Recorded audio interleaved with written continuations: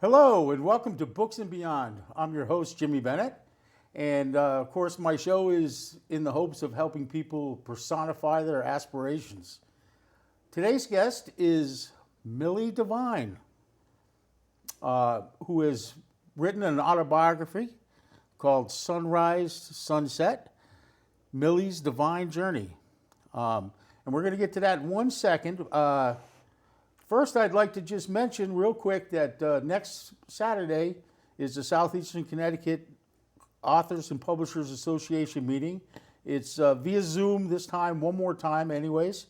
Hopefully we'll get back to meeting in person now that things are coming to an end with the pandemic. Well, not to an end, but at least a big slowdown. Let's all hope that everything stays nice and calm. If you go to the Facebook page, the Southeastern Connecticut CAPA Facebook page, you can find the link. It starts about 6:30. Everybody's welcome. And anybody who has anything to do with or is interested in the written word, please join us and see what we're all about. So now Millie is a local girl, hometown, right? Right. Grew up in Waterford. Graduated what, first class? First class, 1960 from Waterford High School. Wow. There you go. All right. So now you have written this autobiography. And what got you going on that? How did you start that? I really hadn't planned on writing a book. I was in banking all my career, my working career. And I never kept any diaries or journals or anything that would lead you to think about writing. I was always business writing. And Jeannie Siegel from the Guard Art Center kept insisting, Millie, you have got to write a book. And I said, no. And she said, yes, and I'll help. And I thought, oh God, I guess now I have to do this. And believe me, she has been a huge help to me, because the only writing I had done was business writing, which is just the facts, ma'am, just the facts, right, kind of thing. And so now to get into enhancing it and all of this, I've learned so much. She and Steve Siegel introduced me to a writing coach, Nick Checker. Some people know him as Nicky, Yep. But I know him as Nick. And I'm a private student of his, but he's been absolutely wonderful. What a treasure trove of knowledge he has. And he helps all kinds of writers. So I'm his only autobiography. And I know he teaches classes too for the Groton Public, the Parks and Recreation Department. Yes. Which is great. It And is. I have seen some of his classes, works, the younger people doing readings and stuff. So that's, that's a wonderful thing. I mean, of course, as a writer, we really kind of encourage everybody. Absolutely. Everybody should write their story down. Absolutely. Yes, I encourage everybody I come in contact with and say, you've got to do this. And in fact, I mention a couple people in my book and say, someone should write a book on them. Right. Everybody should write a book. Let's face it, life is really just the true story. It is, and, absolutely. we all have stories, and you should put them down so people, you'd be surprised. Yes. I encourage everybody to do it, even if they don't publish or don't plan on publishing. I don't think they realize just how much of a thrill their grandchildren or great-grandchildren or great-great-grandchildren Exactly. would get. And it's good to let them know what it was really like back Well, this and time. your own family, Yep. I'm the end of my family line, so I have relatives who have no clue. Yes, they knew I worked in a bank, Right. but beyond that, they had no clue as to what I Right. was doing. And I've been intimately involved in our Southeastern Connecticut community. I worked for a bank and covered the whole of Eastern Connecticut as well as over into Westerly, Rhode Island. And I absolutely loved what I was doing. Interesting way of getting into banking. I'd been working in Boston. I'd gone to school in Boston and all of that. And I was home for the holidays. The company I was working for, I moved out to Route 128 in Woburn. And I was home for the holidays, and I was telling my dad and I were very, very close. And so I was trying to get his guidance as to how do I go to find another job? It's costing me to work there. I can't spend the principal. And that's the way I was always taught. You don't touch the principal. And so he said, well, they've been good to you. You be good to them, go back, give a month's notice, and then move home. And take a couple weeks for yourself because you won't get vacation this year, and then start looking for a job. And when you do, you begin paying rent, and he spelled out what it was. And I said, oh, well, this sounds like a good business deal. I'd never even thought about moving home. I didn't know that was even an option open to me. I thought once you're on your own, you're out there, sink or swim. Little did I know, naive. So when I went back, I followed his advice, and I came home. And lo and behold, he had been talking with the branch manager from his bank. And so he'd gotten the name of the personnel director and how to contact her and all this, and because my dad thought a bank would be a nice place for a young lady to work. Well, when I got home and he presented this information to me, I'm like, oh no, Daddy's not getting me a job. You know, I have to do it my way.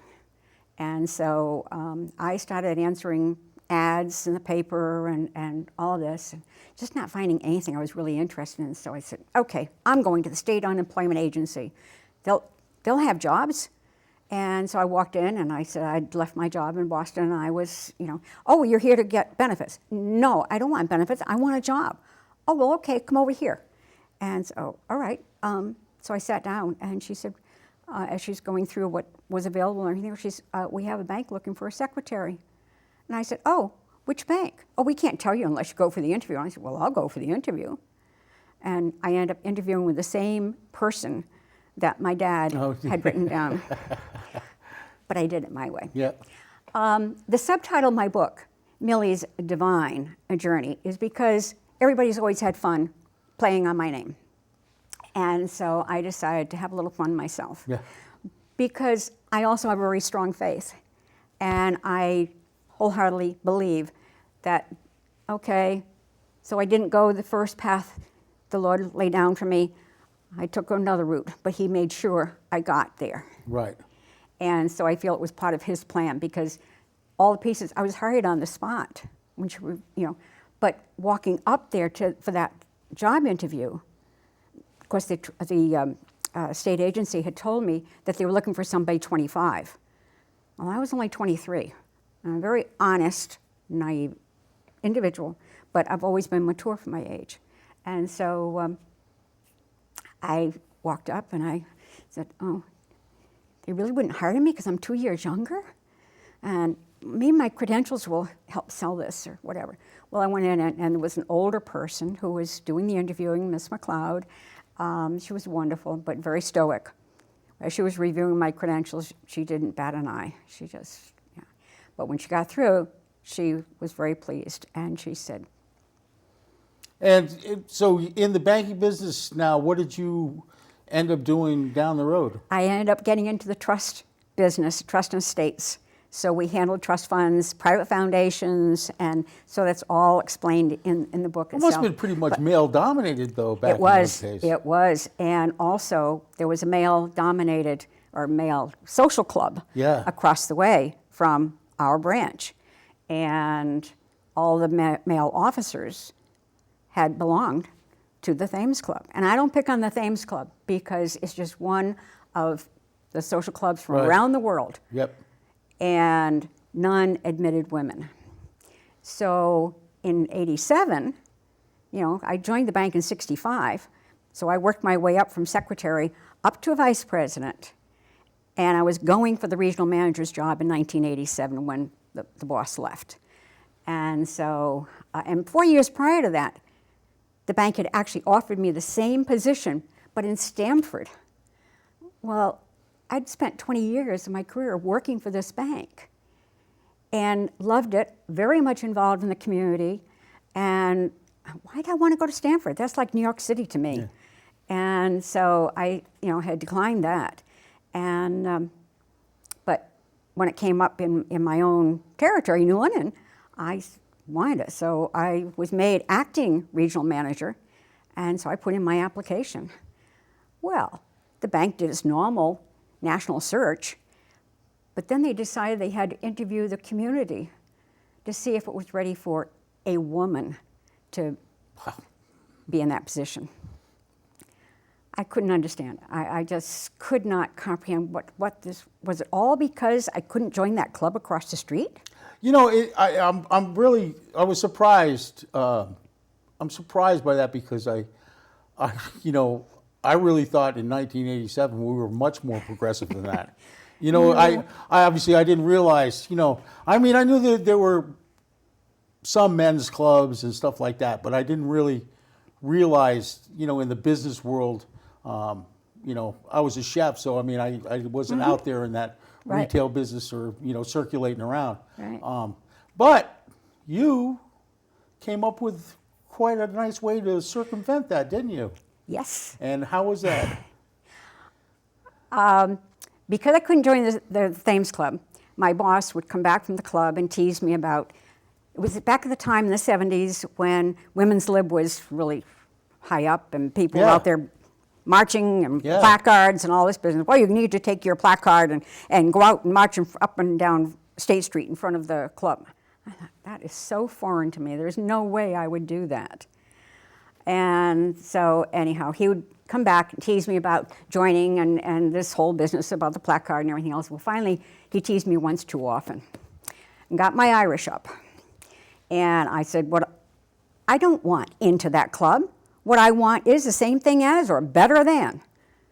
Well, he said, you better start that yourself. I said, oh, that's a good idea. And so I talked with a woman attorney, I talked with a woman accountant, I talked with different women. We started off with 3 of us, and the charge was for the next time we get together for lunch, because Rotary and Kiwanis and all those clubs, again, that were all male, and they're beginning to open up for women. And this was in '87 as well. But they, oh dear, I lost my train of thought. So you started a women's network. Yes, exactly. And what we started doing in that group was teaching each other how to Network, get together. And, body language, because I was part of the National Association of Bank Women as well. Oh, okay. And so we had training courses there that we would each take a course, the women bankers that were in it, and then come and teach our other members. And so that's the kind of thing that we were doing, how to use the microphone, how to speak in front of public, how to, get the best decision for you, kind of thing. So it was negotiation and that kind of thing. So there were a lot of different issues that we were training each other on. So much so that a local bank president invited me for lunch at the Thames Club. And of course, you could only be in the president's room, which was like just inside the main door. But it's Right. lovely, like a living room, but with tables, very private luncheon and everything else. And I think I was the only woman in the building at that stage, aside from the club manager. And he was very concerned that we women were organizing to bring in a union. Ah. And I said, no, we're just trying to educate ourselves on coming up through the Right. ranks so that we can be prepared. Yes.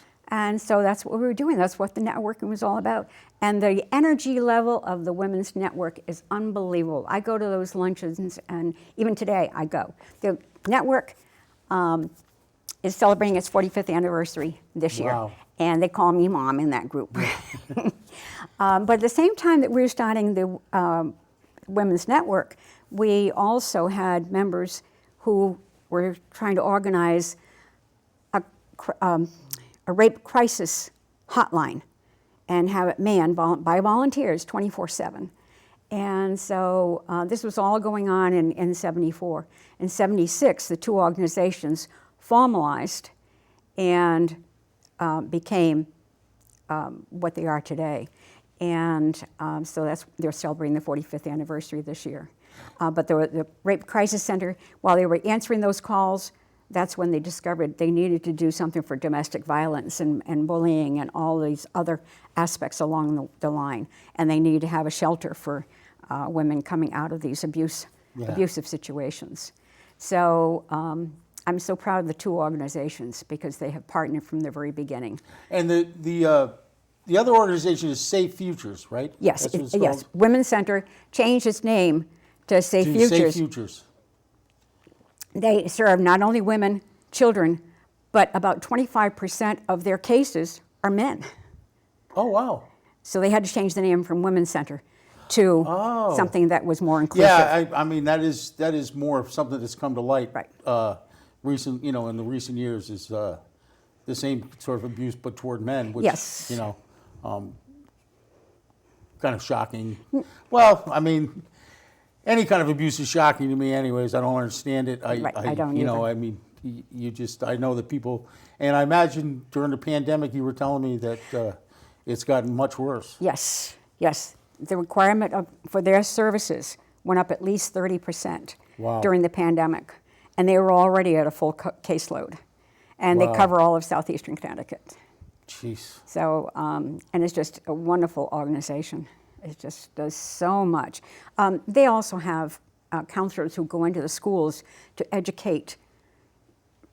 I think it's more at the middle school level, what I used to call junior high, but middle school level.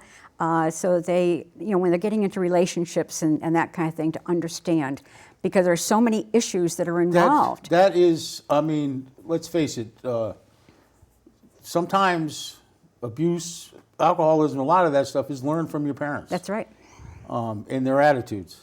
And if we don't start teaching our young people respect and, the right way to live, Exactly. I mean, this is what's going to keep happening over and over again. And I know, I mean, I grew up in, I was born in 59, 60s, 70s. And so, yes, I was there with the women's lib revolution and the anti-establishment and stuff like that. So maybe I was a little bit more. But even back then, movies, I'll never forget watching a John Wayne movie one time, and the guy said, well, you raise your voice, and if that doesn't work, then you raise your hand. And I said to myself, oh my God, this is what they were teaching people. This is what kids were, going to the movies on Saturday afternoon and hearing. And that needs to stop. And obviously I think it has in a lot of ways. The world is woke pretty much, and there's plenty of people out there to point All it over out the to us. news now. But it's something that really needs to be addressed. Yes. And a wonderful thing that you're doing, and I want to be able to say this, and I want everybody to know, is that you are donating the proceeds of your book to Safe Future. And that is a wonderful, wonderful gesture. Thank you. So for nothing else, I hope people will go out and take advantage of it and read your book and help other people. Absolutely. That's great. I mean, it really is. Now, back to your book. Your book called Sunrise, Sunset. Now, Yes. Why did you pick that title? It's from the musical Fiddler on the Roof. Yes, Sunrise, Sunset. Sunset. That's the first thing That's I thought it. of when I saw the title. Exactly. Yeah. And the reason is because the refrain talks about, I don't remember growing older. Through the, oh dear. I Yeah. getting rattled here. Okay, I don't remember growing older. Sunrise, sunset. Swiftly flow the days and the years, one season following another, laden with happiness and tears. Doesn't that describe our Yeah. lives? Yes, it does. Well, it Very much. certainly described mine. Yeah. And I share a lot of the various in there. Lots of things that were funny, lots of things, travels and that kind of thing. I was part of a group that missed its cruise ship. I was living in Boston at the time of the Boston Strangler. Oh, yeah. Okay. There've just been so many different things. And so I also have a dear friend that I met at a MTA, the trolley in Boston, at the stop, because we were all living in different rooming houses at the time. And I was going to school, and I was going to school with another gal, and she introduced me to this third gal, and we've been friends now for 60 years. Wow. Just from a meeting at the MTA stop. And we watched the courtship when she got married, and then she had, they had 2 children. All these years, we have kept in close touch, and her children are the closest I have to having a niece and nephew. Nice. And so it's just that beautiful, beautiful relationship that we have. And I actually call her my sister, at this stage of the game. And it's just wonderful the experiences that we've had. And we've actually did travel together, and I talk about that because it was a trip I won on the Orient Express. Oh my God, did you do that? That's like a through the bucket O'Neill. list thing with me, yes. Yeah. Oh, How do it. was it? It was fabulous, absolutely fabulous. Wow. So yes, and she was the one. I thought my sister was going to go with me, but then she decided. How long was that trip on the Orient Express? Let's see. We were about a day and a half on the train itself. We were over one night. Yep. But we had all 3 meals. Yep. You know, we got on, and we were served lunch, and we picked it up in London. Yep. And then the day train, went to the base of the cliffs of Dover. We had to transfer to a ferry, cross the English Channel. I talk all about the English Channel. Yeah. Oh, God. And then to the other side when we got the Continental train. Yep. And so we ended up with dinner in Paris, on aboard the train.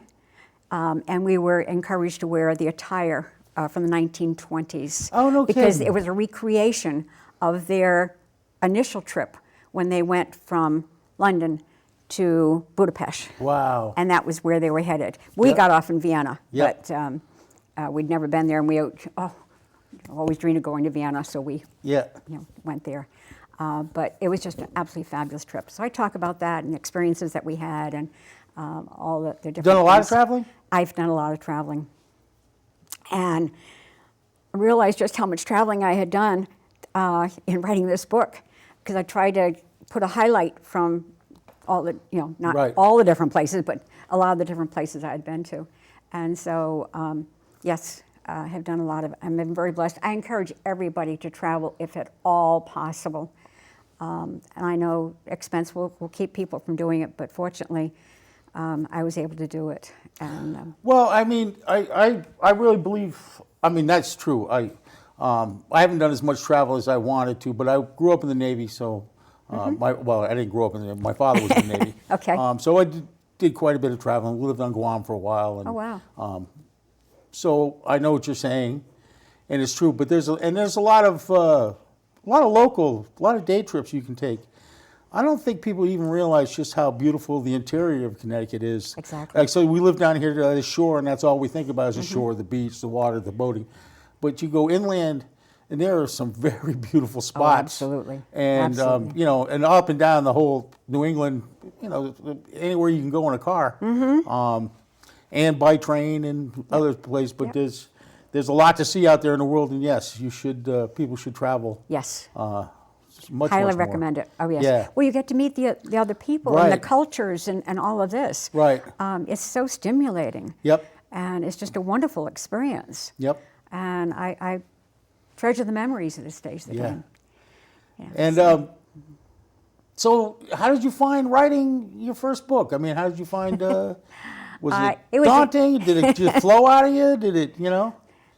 Well, initially, when I first retired from the bank, which was in 2017, so only almost 4 years ago that I retired, I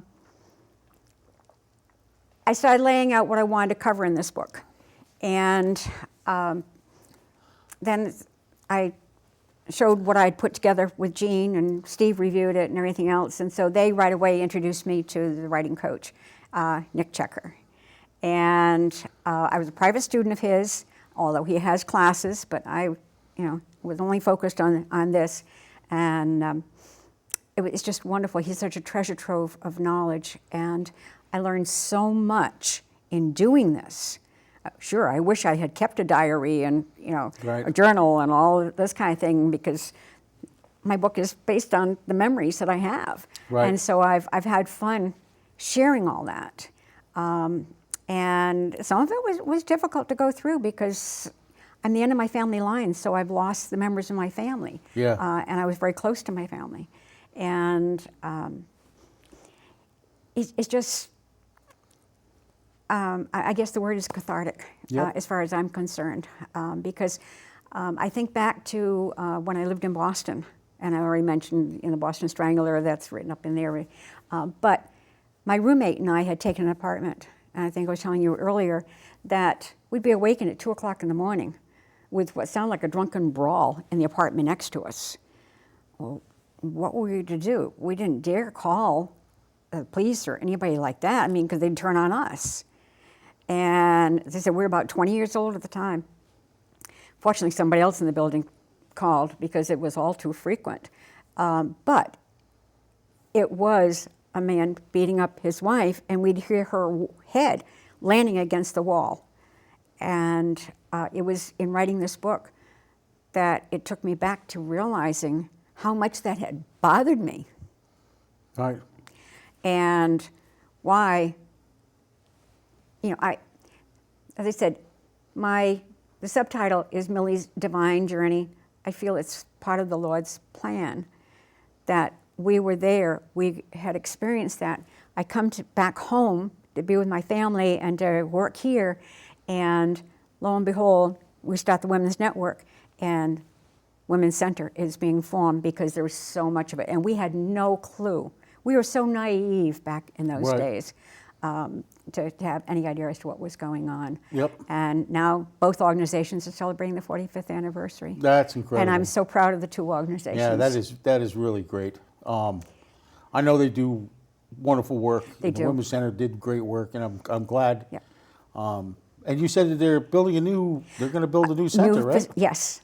They expect it to be the Center for Safe Futures, but it's a family justice center, so bringing all the various aspects of what people need to deal with when they've been abused or, you know, attempted strangulation or anything of that sort. It'll all be under one roof, so they don't have to go running around, because usually if they've left, they took a cab or something like this, they have the clothes on their back, and they you know, don't have transportation. So, and who knows how much money they have in their pockets. So, well, we're going to encourage everybody out there to help. Yes. Please. Yes. We are running out of time today, but I just want to say, now your book is not out quite yet, right? Correct. But when it is, it'll be on Amazon and Kindle. Yes. And various other places, we hope. Yes, I hope local bookstores. So please, everybody, Sunrise, Sunset, Mildred's Divine Journey. Please keep your eye out for it. And I hope that you'll enjoy it. I can't wait to see it myself. And I hope, you know, don't stop now. You know, keep writing a little bit. Encourage everybody. Who never knows? You probably got a lot more stories in you than you know, Millie. Well, when people see the book, they'll know there are a lot of stories that are right there. Right. that they need to digest. Right there. Well, I can't thank you enough for being on today and bringing these causes up. You know, I'm glad that we could, I hope we can raise a little awareness and I hope so too. And get a little help for people. So it's all part of it. And I really wish you all the success in the world with your book. Thank you. And so it'll help save futures even more. Okay? Yes, exactly. Thank you so much. No problem. So that's been Books and Beyond. This is Jimmy Bennett, your host. Thanks a lot for tuning in, and we'll see you next time. Take care.